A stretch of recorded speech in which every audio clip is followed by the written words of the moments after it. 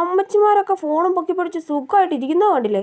അപ്പുറം ഇരിക്കുന്ന കൊച്ചു സ്റ്റുഡന്റ് അല്ലേ? അവള് ഫുൾ ടിക്കറ്റ് കൊടുത്തായിരിക്കുമോ കയറി ഇരിക്കുന്നത്? അവളെ കണ്ടക്ടർ വന്ന് എണീപ്പിച്ചാൽ മതിയായിരുന്നു. അമ്മച്ചി ആരോടോ കാര്യമായിട്ട് ചാറ്റ് ചെയ്യുന്നുണ്ടല്ലോ. ആരോടാ ചാറ്റിങ്? ഒന്ന് പതുക്കെ ഒളിഞ്ഞു നോക്കാം. ഞാൻ ഇപ്പോൾ ബസ്സിലാ.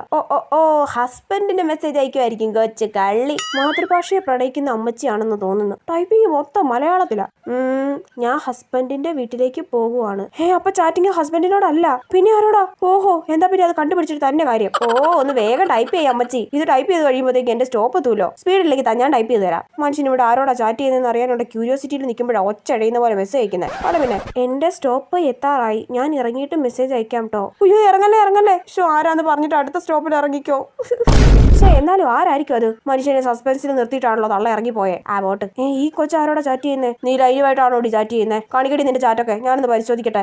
മൊത്തം ഇംഗ്ലീഷ് ആണല്ലോ. ചേടാ, ട്രാൻസ്ലേറ്റർ എടുക്കേണ്ടി വരുമോ?